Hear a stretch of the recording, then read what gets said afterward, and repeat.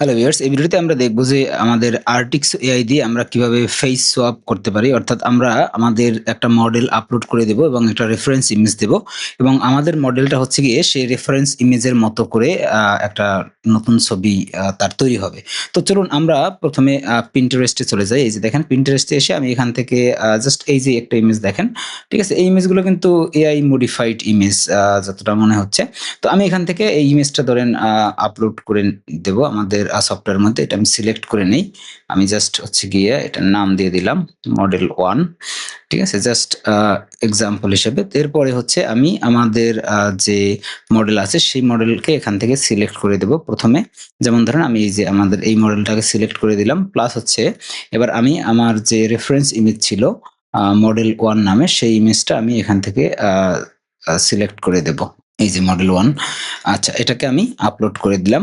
আচ্ছা, এ পর্যায়ে আমাদের দেখেন এখানে আমরা চাইলে কিন্তু এক্সট্রা ইনস্ট্রাকশন দিতে পারি।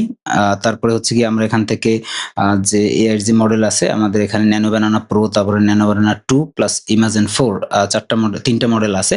আমরা এখান থেকে ন্যানো ব্যানানা প্রোটা ইউজ করব। আমাদের ইমেজের সাইজ হিসেবে আমরা নেব হচ্ছে গিয়ে 9:16 অ্যাসপেক্ট রেশিও। এরপরে হচ্ছে গিয়ে আমি 2K রেজোলিউশনে এই ইমেজটা জেনারেট করব। আচ্ছা, এবং পিএনজি ফরম্যাটে থাকুক। আমি এখান থেকে জাস্ট এখন দেখেন আমি কিন্তু কোনো প্রম্পট বা কিছুই দেইনি। জাস্ট আমি এখানে জাস্ট ইমেজ ২ টা আপলোড করে দিয়েছি। আরেকটা জিনিস এখানে দেখেন আমি রিয়ালিস্টিক মোডটা অন করে রেখেছি। কারণ হচ্ছে আমি একটা জিনিস আপনাকে একটু দেখাই। দেখেন এই যে ইমেজটা আছে এটার ফেসটা দেখেন এটা কিন্তু অনেকটা মানে কিরকম একটু প্লাস্টিক টাইপের হয়ে গেছে। ঠিক আছে? একটু কার্টুনিশ টাইপের হয়ে গেছে। বাট রিয়ালিস্টিকলি একজন মানুষের ফেস হয়তো আরেকটু রিয়ালিস্টিক হওয়া দরকার। তো সেইটা করার জন্য আমাদের এখানে একটা ফিচার আছে। এই যে দেখেন যে রিয়ালিস্টিক মোড আপনি যদি অন করে রাখেন তাহলে আপনি এই ইমেজটা দেখলে দেখতে পারবেন যে এই ইমেজটায় দেখেন এই যে তার স্কিনের যে ইয়েটা আ টোনটা সেটা কিন্তু একদম রিয়ালিস্টিক আছে। ঠিক আছে? এখানে কিছু পিম্পল আছে, কিছু ইয়ে আছে, কিছু স্পট আছে। বাট জাস্ট রিয়ালিস্টিকলি একটা মানুষের ফেস যেরকমটা হতে পারে সেই জিনিসটা করার জন্য আমাদের এখানে একটা অপশনই অলরেডি আছে। তো আমরা জেনারেট বাটনে ক্লিক করে দেই। তারপরে হচ্ছে গিয়ে ইমেজটা জেনারেট হতে থাকুক। এরপরে আমরা দেখি হয়তো ৩০-৪০ সেকেন্ড লাগবে ইমেজটা জেনারেট হতে। ততক্ষণ আমরা অপেক্ষা করি। এরপরে ইমেজটা জেনারেট হলে আমরা দেখব যে কি ধরনের ইমেজ তৈরি হয়।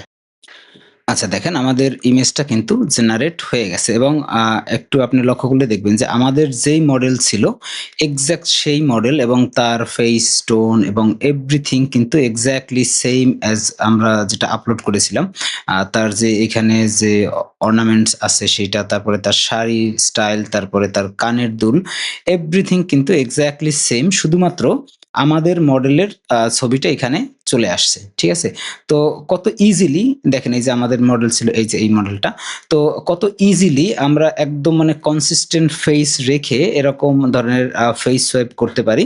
আমরা মানে যেকোনো এক্সাম্পল ইমেজের মতো করে আমাদের মডেলের জন্য আমরা এটা করতে পারি আমাদের এই ফেস সোয়াপ ফিচারটি ইউজ করে।